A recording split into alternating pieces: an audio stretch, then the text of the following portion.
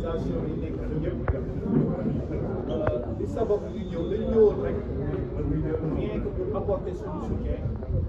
à Karim Gueye, soldat de l'islam, fekk si ko ci ouverture suñu parti lu bokk front fu mu yëkkatiwaat kàddu danaa yëkkati kàddu feneen xamal ko ne ko combat bi ngeen di mëne gëmu leen ko da ngeen koy utiliser politiquement pour accéder au pouvoir sàmm jikko yi loolu laa waxoon arrivé au pouvoir régime bi toog ma gis Abdou Karim Gueye moom kase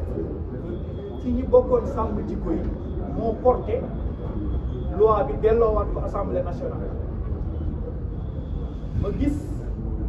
mu interpellé 2 députés de l'opposition et des députés de la majorité c'est la xam ne nag li mu doon xeex tuddee boppam nit dëkk lu mu gëm la c'est la xam ni nag nekk sàmm sa jikko Karim bi mu koy woote pouvoir taxul woon Macky Sall taxul woon l'islam moo taxoon xeex boo góor jigéen boobu constance la ci am depuis lors ci laa ko bàyyi xel moo tax bi mu wootee combat bi man dama ñëwoon rek rien que pour soutenir ko individuellement pour wax ak sénégalais yi que ni su amatee beneen organisation buy wax am légitimité war a wax ci mbirum criminalité homosexualité su ngeen ci gisee Karim Gueye war ngeen xam ni organisation crédible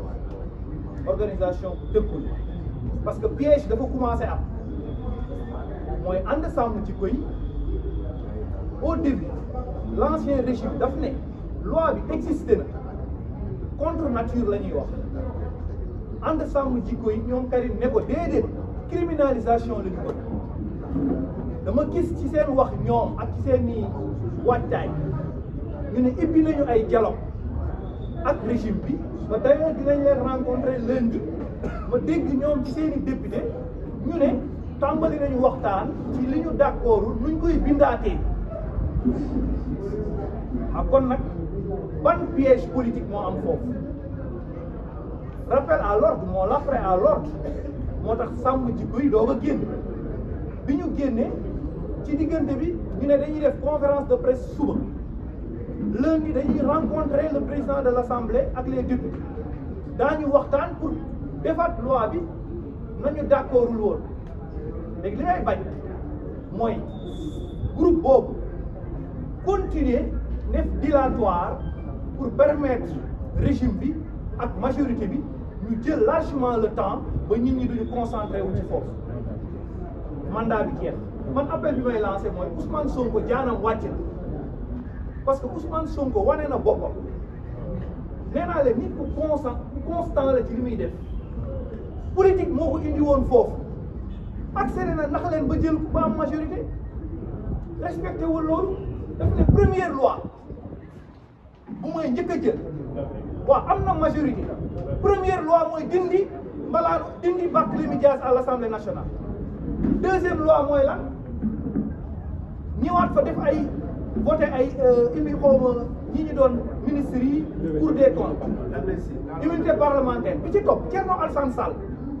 moo demandé une loi pour ñu abroger amnistie ci la ñu daw ñoom indi loi interprétative kon donc seen première initiative loi c'est une loi interprétative pour caler loi ba la waroon ñëw conseil constitutionnel bañ kon Ousmane Sonko jaanam wàcc na man lu ko waay wax tooñ parce que waree na ni nekku ci parce que première loi la waxoon war sa wax ja sàmm sa kàddu jullit kàddoom kilifa bu xësee ba wax ak mbooloo ba ñu fal ko war ci dellu ginnaaw mais Ousmane Sonko ñett yooyu wàcc na ko parce que ba léegi nekkagul loi te am na ñetti loi xaw ma ñaari loi léegi nag sama kanam c'est l'avenir ay politiciens lañ dañuy stratège sàmm sa jikko dañ ne woon ci élection yi loi bi mu ngi ci ñoom bu ñu amee majorité dinañ ko wote ñu am majorité defuñu ko première loi kon sàmm sa jikko amul droit pour toog war a wax ak ñoom kon bu toogee war a wax ak ñoom c'est pour barrer la route à cette dynamique c'est pour créer des dilatoires pour jël le temps contre vous beneen bi nag mooy comme Ousmane defu waxu ci li jëntiwu ko parce que nee na tolérance fële 0 pour ñun les chroniqueurs dinañu effacer tolérance 0 mais les homosexuels sont tolérés loolu leer na waaye am nañu dégg séeréer tolérance 0 pour les chroniqueurs Abdou Gueye a ngi ci kaso bi ñu ngi koy dégluwaat tolérance 0 pour ñi koy saaga mais ici l'homosexualité est tolérée wax ji jeex na il est là pour 5 ans il a sa majorité première initiative c'est pas la loi aujourd'hui ñi ma jaaxal mooy Ousmane wane na boppam wane na ni escalier la leen jàppee woon sàmm sa jikko wane woon nañ ni politique moo leen taxoon jóg xeex Macky Sall moo leen taxoon jóg parce que bu fekkee xeex Macky Sall taxu leen jóg li ñoo lànk def se retirer les gens qui se retirent pour venir rejoindre l'appel à l'ordre ñooñu ñoo wane ni dëgg leen tax a jóg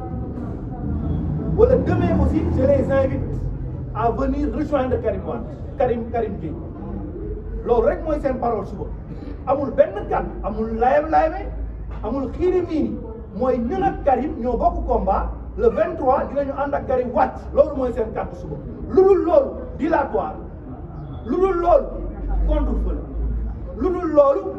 complicité la kon nag ñu attirer l'opinion beneen bi mooy l'opposition sénégalaise lan moo tax ñu ragal xeex bi les députés de l'opposition lan lañ ci ragal la société civile sénégalaise le facilitateur du dialogue le dialogue n'est pas une priorité pourquoi ONG yi fii ak société civile du Sénégal ñoom duñu wax ci question bi dialogue pour système électoral moom moo tax Ousmane Sonko am majorité bañ def loi bi kon dialogue amul sens le vrai dialogue c'est la criminalisation de l'homosexualité le vrai dialogue c'est se mobiliser pour faire face à ces dérives ak ces libertinages le vrai dialogue mooy rejoindre les Sénégalais dans ce combat ñu tuubal suñu borom kon nag parti politique yi ak leader d'opposition yi yàkkamti ibbi buntu di clin d'œil di rogo jeeru pour am place ci gouvernement bi lan moo tax mënuñu ñëw rejoindre combat bi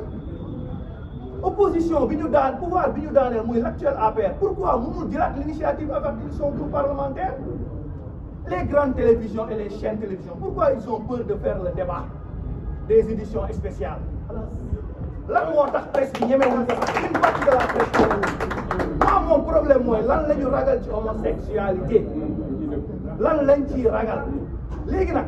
li ma bëgg a wax mooy Ousmane moom wan nañu yoonam tolérance est tolérée tolérance 0 pour les autres mais li des mooy ci suñu kanam ñiy wut réew mi opposants yi leader politique yi pour ci ñoom ñu seeti ji ñeneen seeti ji citoyen yi keneen même bu dee Karim la wala ñii la wala ñee la ñu jox leen réew mi parce que ku fi bëgg di jël réew mi ku fi bëgg di jël réew mi foofu nga am pacte d'honneur ak lii parce que Ousmane nax nañu ba dem sàmm sa jikko yi ànd naa ak ñoom utal ko escalier ba mu jàll di remercier FDR Nouveau Front parce que Nouveau Front nee na dialogue du priorité ñëw rejoindre leen FDR nee na day dialoguer ji les travailleurs sont là taxaw seen wet fekk si leen ñii ñëw rappel à l'ordre et consort suñu yaay Aminata Diaw je l'ai vu ici ancienne députée ancienne parlementaire j'ai vu Khalifa Cissé un des fils d'un grand religieux bu papaam doon kilifa fii muy wër adresse jotuma ko gis ba ñëwal na boppam fii les chefs religieux les khalifes généraux cette question yàlla moom la ñu tooñ la première place ñi war a ñëw ci combat bi ci kanam du mooy dem doon décor ci dialogue di ibbi ñaan le 23 mooy les khalifes les religieux les imams ñëpp war a ñëw ànd ak Karim ci combat bi je vous remercie